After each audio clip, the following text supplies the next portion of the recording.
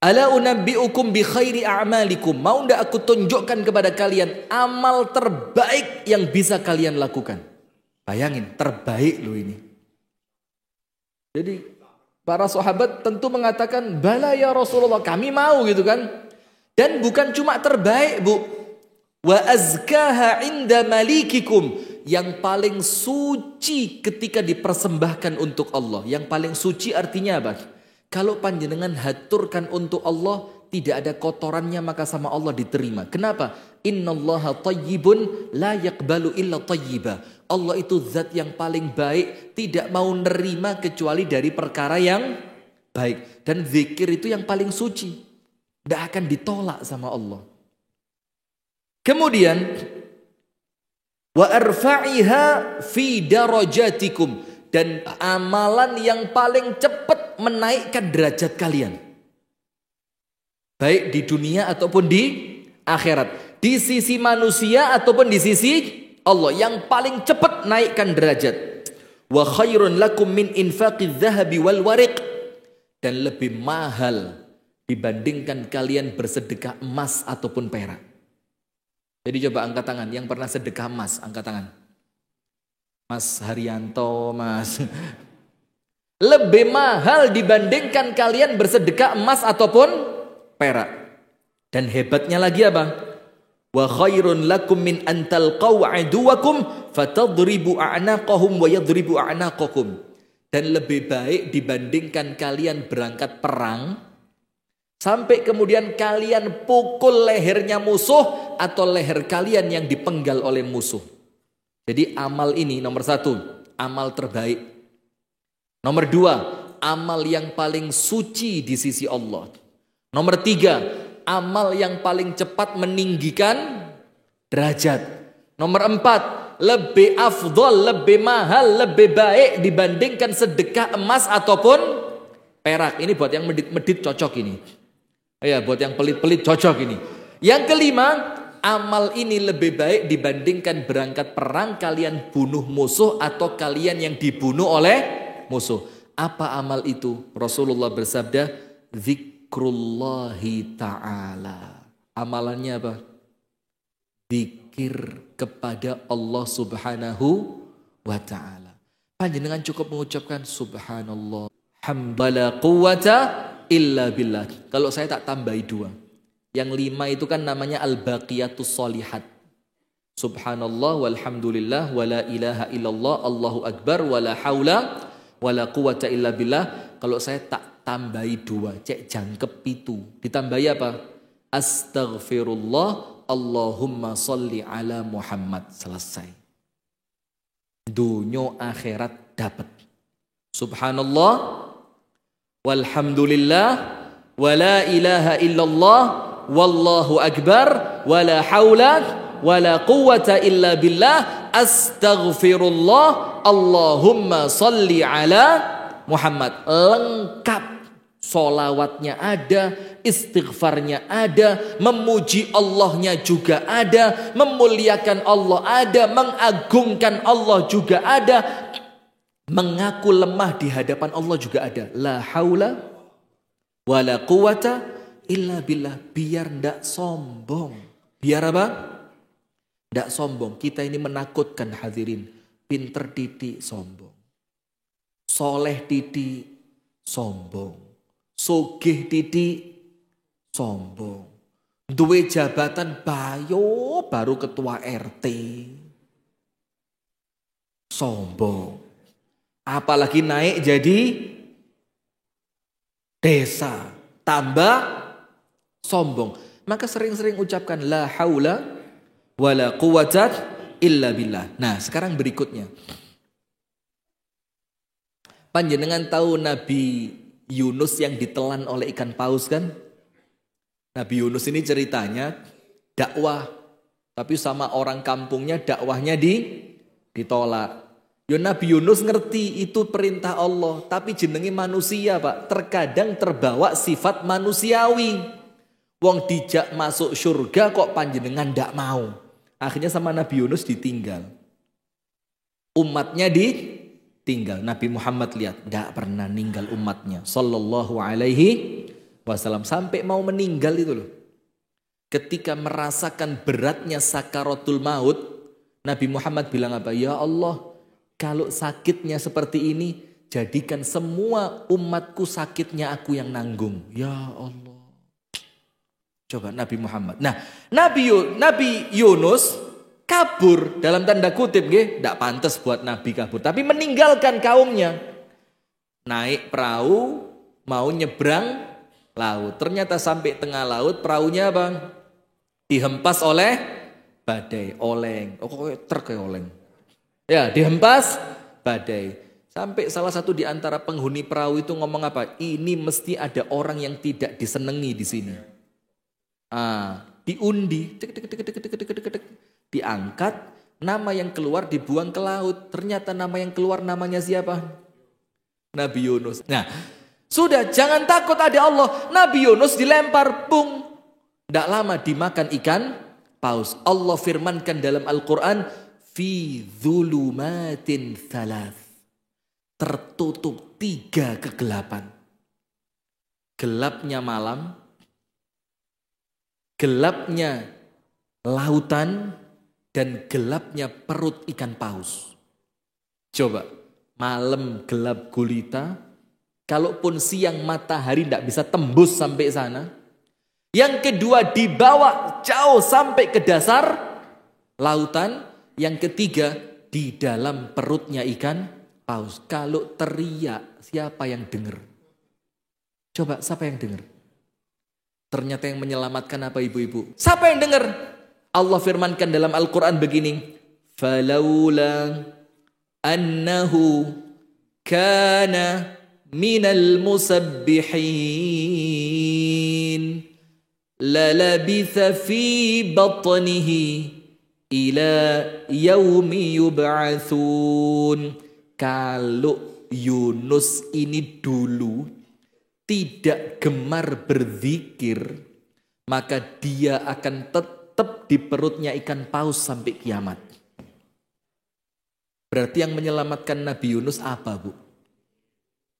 Zikir yang saat itu atau zikir sebelum ditelan ikan paus? Sebelum. Kenapa sebelum? Allah Ta'ala menyebutkan melalui lisannya Nabi Muhammad SAW, ta'arraf ilallahi firrakha ya'rifka fisyiddah. Kenali Allah di waktu senangmu, maka Allah akan kenal di waktu sempitmu.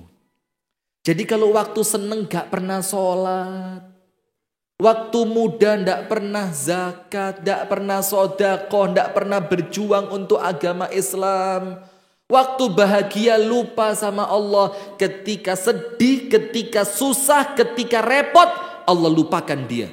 Dan ini balasan yang setimpal. Al jaza'u min jinsil amal. Balasan sesuai dengan amalan. Dulu dia lupa sama Allah, maka sama Allah sekarang diapain? Dilupakan. Nabi Yunus waktu seneng, waktu sehat, waktu nyaman, waktu lapang, gemar berzikir. Falaula annahu kana minal musabbihin. Coba dulunya ndak gemar zikir. Berarti Nabi Yunus dulunya gemar zikir. Sampai hari kiamat. Apa ceritanya, Pak? Malaikat di langit gempar. Bang, bang, bang, bang, bang. Kenapa gempar?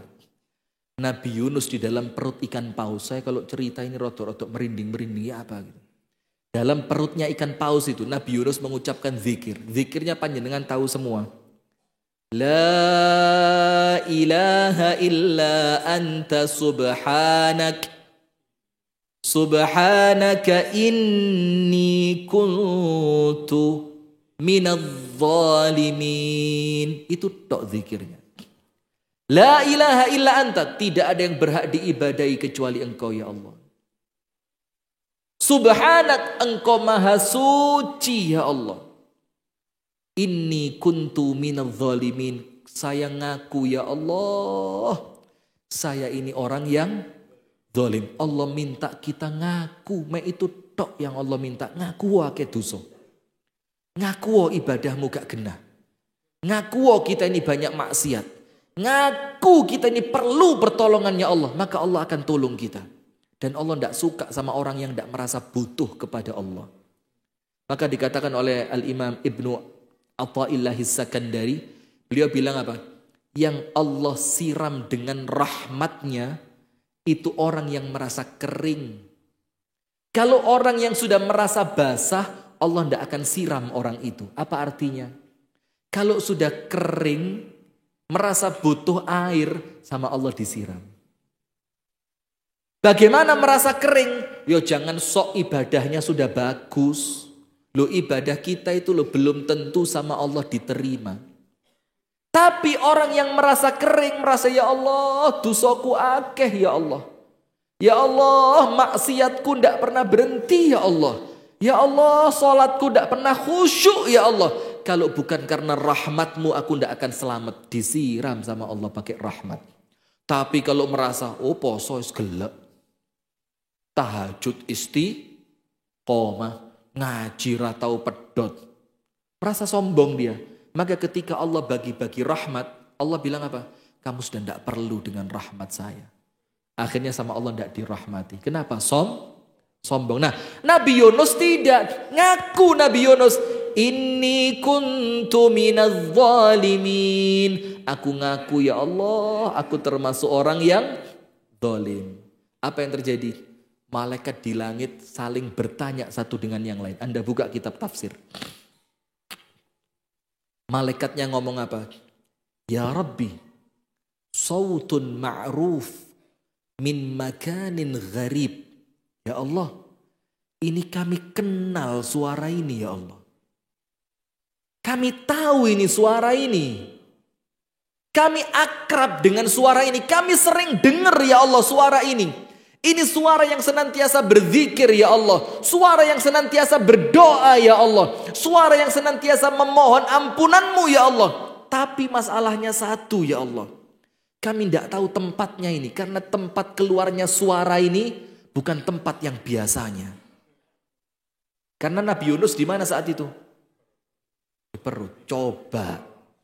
Kalau sebelum ada masalah rajin zikir Pak. Selamat dunia akhirat Pak. Tidak usah ngoyo, zikir.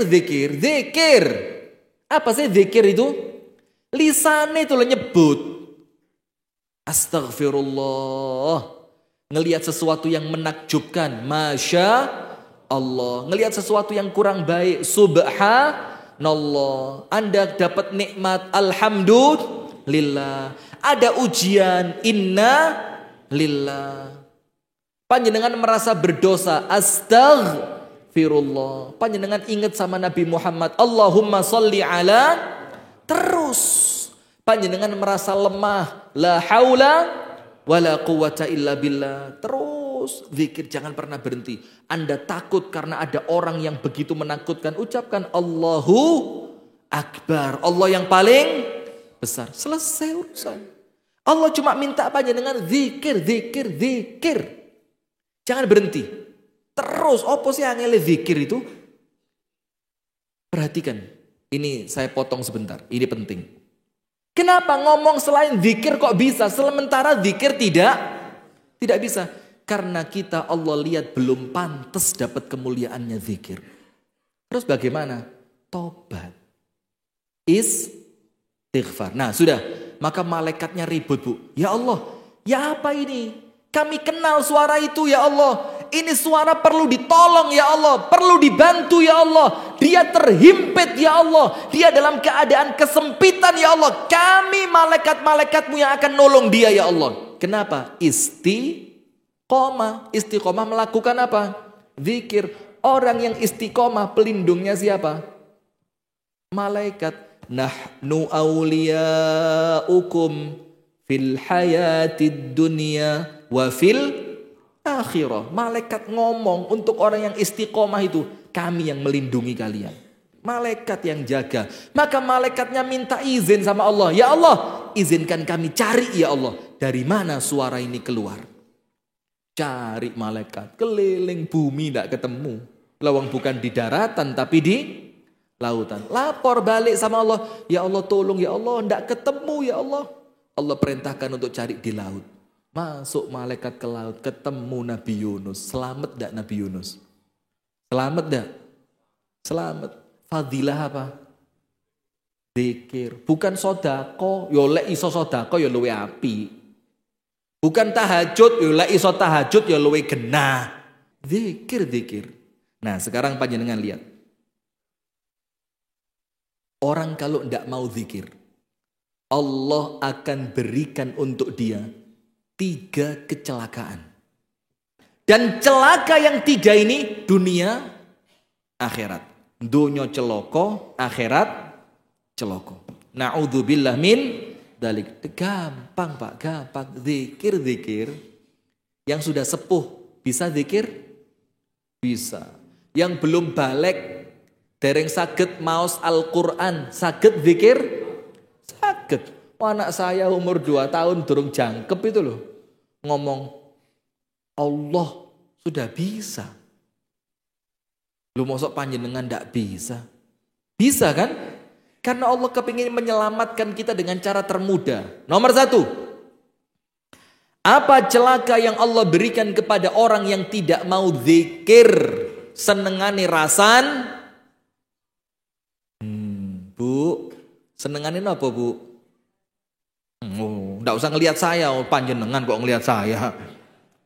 Senengane ghibah, gosip, maitu. Sudah, nomor 1. Dalam surat Al-Kahf. Ayat berapa? 28. Jangan kamu ikuti. Jangan kamu turuti.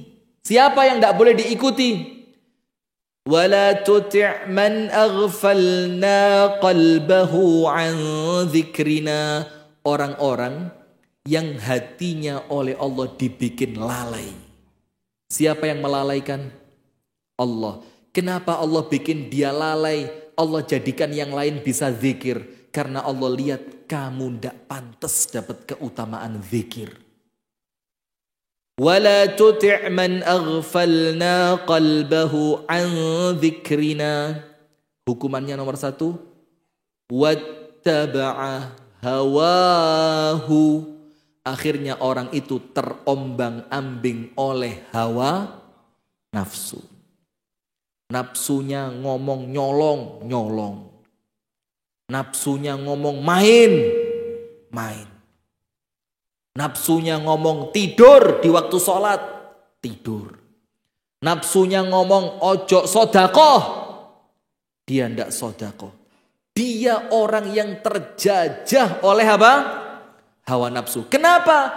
Karena hatinya tidak pernah dipakai untuk mengingat Allah, maka hati itu dikuasai setan. Kalau dikuasai setan, isinya hawa nafsu. Maka lihat Pak. Orang yang senengani maksiat, tidak mungkin kumpul di majelis dzikir, tidak mungkin. Seperti ikan laut ditaruh air, tidak cocok. Ketemu wong ini bingung, sopo iki? Kopian kabeh. Bingung dia, kenapa? Bukan alamnya dia. Alamnya dia alam maksiat. Tidak cocok, maka sama Allah apa? Kalau tidak mau zikir, aghfalna qalbahu an dzikrina wattaba'a hawahu. Dia dijajah oleh hawa nafsu. Tidak punya kendali dia. Jadi seperti apa? Seperti binatang yang tidak punya tali kekang. Binatang liar. Melayu rono, melayu rene. Tidak bisa diambil manfaatnya. Itu hukuman kalau orang tidak mau zikir. Akhirnya dia tidak punya rem. Tidak punya apa? Rem. Semakin lama hidupnya kal an'am. Seperti apa? Binatang ternak. Dan bukan cuma seperti binatang ternak. Balhum adhal. Lebih hina dari binatang. Nomor 2. Tulis. Wa kana amruhu furuta. Sama Al-Kahfi 28. Urusannya dia pasti melampaui batas. Melampaui batas itu apa? Ndak ngerti aturan. Sama istri melampaui batas. sama temen guyone melampaui batas. Ketika istirahatnya melampaui batas. Bahkan ketika kerja, nun sewu.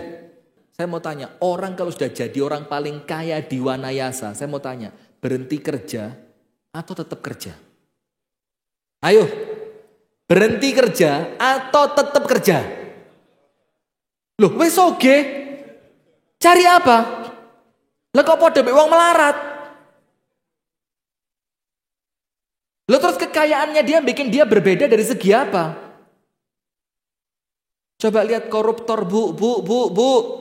Panjenengan kenal koruptor yang melarikan diri namanya Iku apa? Astagfirullah. Harun Masiku. Mas Iku. Kenapa dibilang Mas Iku? Gara-gara gak petuk-petuk maliku terus gak tahu iki. Coba ketangkep Mas Iki. Karena gak ketangkep Mas Iku. Kok susah sekali nyekel orang satu aja ya. Aduh sudah. Pertanyaannya, koruptor itu kaya atau miskin? Kok sih korupsi?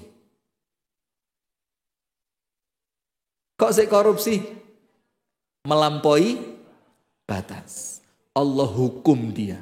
Wes sugih gak iso leren-leren. Panjenengan yo sugih yo gak sepiro. Tapi yo Masya Allah lo maghrib isya duduk di majelis taklim yo ngakak-ngakak. Yo padahal ceramah lo iso guyu. Itu koruptor kaya. Kenapa kok dia tidak merasa puas? Kok masih perlu nyuri sampai dia ketangkep? Dihukum sama Allah melampaui batas. Awalnya karena apa? Lupa kepada Allah. Hukuman yang kedua. Nomor satu apa? Menuruti hawa nafsu.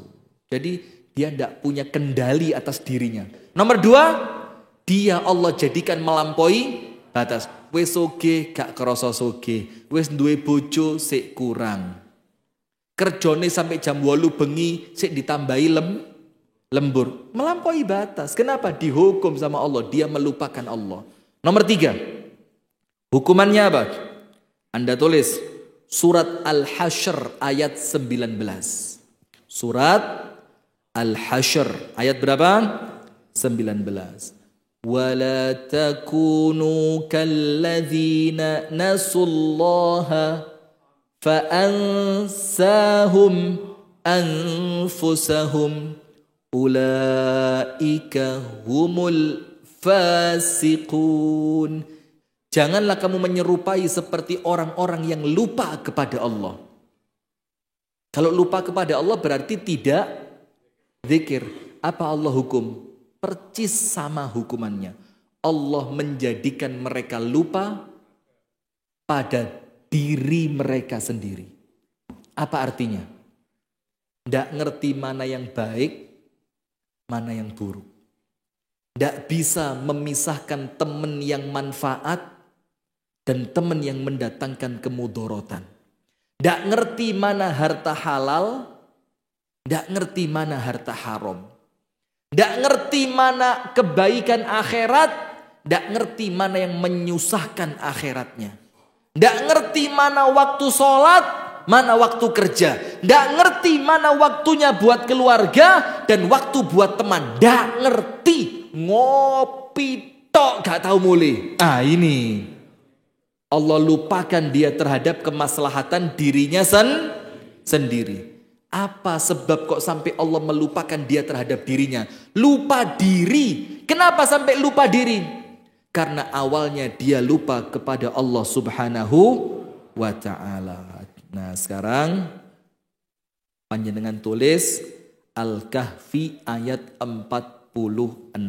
Al-malu wal banuna zinatul hayatid dunya. Harta, anak itu kesenangan dunia. Berarti boleh apa enggak? Boleh, enggak apa-apa. Orang boleh enggak jadi kaya? Boleh. Sampai Rasul mengatakan la ba'sa bil ghina liman ittaqa. Jadi kaya itu enggak dosa kok. Yang penting bertakwa. Yang penting apa? Bertakwa. Ni'mal malu soleh li abdi soleh. Rasulullah bersabda, harta itu yang paling baik kalau dikuasai oleh orang yang soleh. Tidak apa-apa.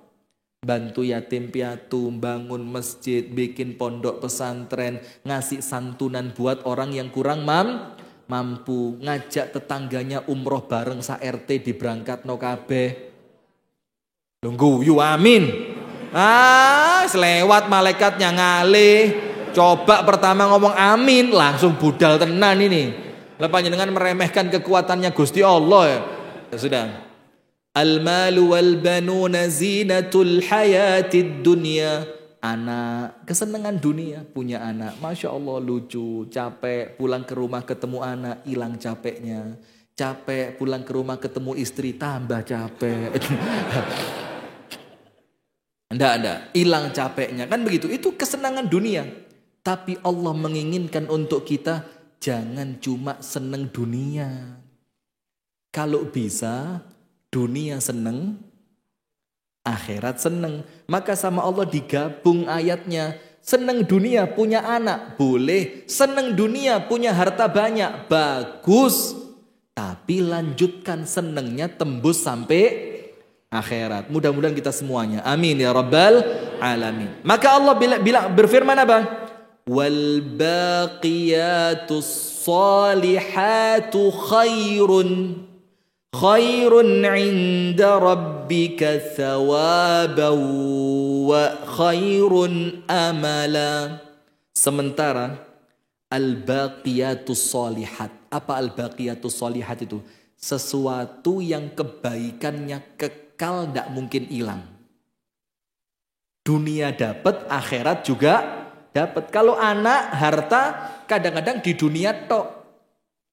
Belum tentu tembus sampai akhirat. Tapi sama Allah disuruh ngejar apa? Al-baqiyatus shalihat. Apa itu al-baqiyatus shalihat? Sesuatu yang kebaikannya itu kekal, tidak mungkin hilang. Apa itu? Wal baqiyatus salihatu khairun 'inda rabbik. Itu lebih baik kalau ada di sisi Allah. Dan lebih baik apa? Thawaban wa khairun amala. Lebih baik besar pahalanya dan lebih besar harapan selamatnya di hadapan Allah. Sekarang terakhir, apa al-baqiyatus shalihat itu? Uthman ibnu Affan radhiyallahu anhu meriwayatkan hadis dari Nabi Muhammad dengan sanad yang sahih sallallahu alaihi wasallam. Al-baqiyatus shalihat itu 5 bacaan zikir. Berapa? 5. Maka kalau ngomong al-baqiyatus shalihat, yang lebih baik dibanding kekayaan, yang lebih baik dibanding anak, yang kebaikannya tidak pernah hilang, kekal dunia sampai akhirat. Apa itu al-baqiyatus shalihat? Subhanallah walhamdulillah wala ilaha illallah Allahu akbar wala hawla wala quwwata illa billah. Ini loh 5 yang namanya al-baqiyatus shalihat. Jadi kalau panjenengan pas nganggur, nyemprot tanaman, nyemprot kentang, nyemprot kubis, itu sambil subhanallah walhamdulillah wala ilaha illallah Allahu akbar wala hawla wala quwwata illa billah. Kalau saya pribadi, saya tambah berapa tadi? 2. Tambah istighfar, tambah solawat. Selesai. Astaghfirullah Allahumma salli ala Muhammad. Itu hadirin yang dapat kami sampaikan di malam hari ini.